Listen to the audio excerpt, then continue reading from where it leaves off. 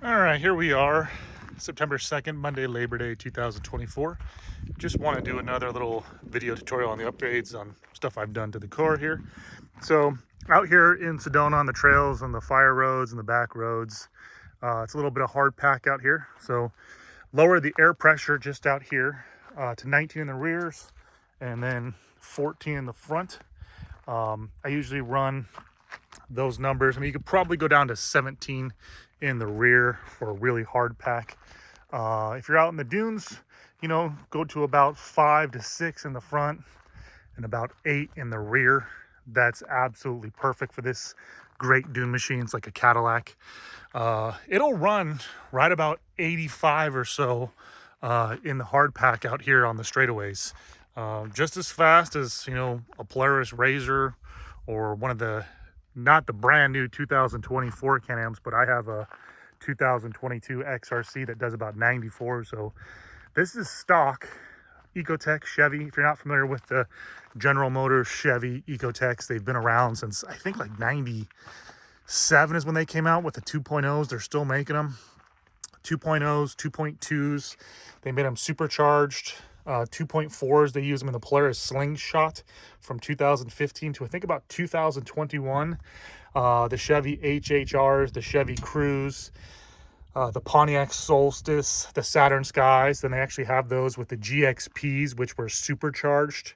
They had about 100 and I think 99 or 212 horsepower with the turbos. Stock, they're around 175, 185, but they still make them today. This is the ecotec variable valve timing, brand new oil filter. There is an oil filter cartridge, as you can see right here. That is your oil filter cartridge. Just unscrews with a 32 millimeter. They've used those quite a bit. I mean, all these little Chevy General Motors cars use those. They've used them quite a bit on Toyotas, the Lexus, a lot of Tacomas. I think Tacoma actually changed them over now in 2025 for the Tacoma TRD Pro and the Tundra. But even the Tundra used them. I had a Tundra. I think Nissan kind of got away from them. I just don't like oil filter cartridges. That's just me. I'm kind of old school, like, you know, Volkswagen oil filters. Yeah, some of the Volkswagens nowadays, they have an adapter kit for the oil filter. I'm talking about the Bugs that didn't have the oil filter. But just like old school cars, you know, all the dirt bikes back in the day, you know, same thing with, you know, Harley Davidsons and stuff like that. You know, just regular oil filters, not the little cartridges.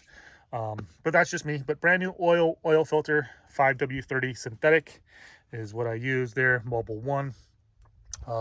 Clean the air intake filter right there, and then, you know, you have all your stuff back here for your overflow, for your radiator. You got your dual fire extinguishers, King shocks, and in the back right here, this is kind of cool just for preventing theft. If you look right there on the ECU, you do have, let me move that out of the way right there, little toggle switch right here that kills the power to the starter for the starter relay. And then right here is your plug-in for your ECU. So if you have any type of trouble codes, you don't have to worry about this. You just plug it right in, your OBD2 connector. But that toggle switch will prevent theft of starting the car right here. So this is a push button, but you have your ignition and then your fan. You can remove the push button if you want to use a key. But then if you go out to the dunes or the hard pack, you know, just for some reason, if you lose your key, it might be better to have the push button. But you can remove the push button and put a key to there. It's like $7 or $8 from AutoZone, O'Reilly, Checker, America's Parts Authority, BAP, BAP Import Parts. You know, you can probably get one on eBay for $2 or $3 if you want to have a backup. You know, there's a little receiver hitch right down here. You can put your Harbor Freight receiver hitch, like hitch carrier for any type of fuel, if you have your coolers and stuff like that. And then in the front, like I said, just going over another overview of the car, you have your tow bar adapter from Harbor Freight. You know, you just hook it right on here, put this bad boy in neutral, and you don't need a trailer. You can actually tow this anywhere you need to go. It's street legal, has headlights, tail lights, brake lights, passenger mirror, driver's mirror, rear view mirror, seat belts. It's got your flag for the dunes. you know, lighted whips up on the top, all remote. You got your stereo system, like I said, in there. But you can actually tow this behind your wife's Prius, her Honda Accord, if she has, you know, a bike receiver hitch. There's no tongue wake on it, so you're just pulling it, literally. And then you can tow it behind, you know, a pickup truck, like a little Nissan hard body. If you're not familiar with those were, you know, like the, 87s to 93s, 94s, before they came out with the Frontiers, the old Toyota pickup trucks, the SR5s, or, you know, the 2200R, 2200REs, because I'm old, you know, the T100s before the Tacomas. You know, any passenger car, your RV pickup, motorhome. If you wanted to do a tandem, I guess you could probably pull this behind, you know, your pickup truck. If you had like an F-150 or like a Tundra, or maybe like a F-350 diesel. I don't know the exact law. I think it's 53 feet. I would assume that might apply to tandem.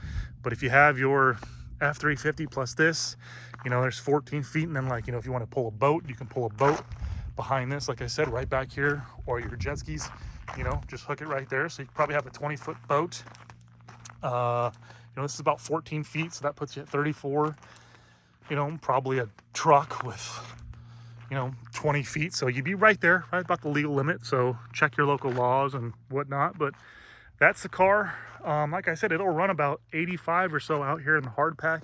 Probably get up to 90 or so, no problem, in the dunes on a stock motor. And then if you put a turbo on this bad boy, you know, at 3 or 4 pounds of boost, you're going to be, like I said, about 190 horsepower, 210, 212. Imagine if you put this thing up to like 15, 20 pounds of boost, you know, you can be all day long at 350 horsepower. I've seen them. Those Ecotecs are tricked out. It's very, very inexpensive. Put on like a turbo kit and you'd be off to the races and smoking cars all day long. So if any questions about anything, please feel free to reach out to me. We can go out here and Sedona and the hard pack out here and drive around the street. You know, it's all ready to go, licensed, insured, etc. If you have any questions, reach out to me. Thank you.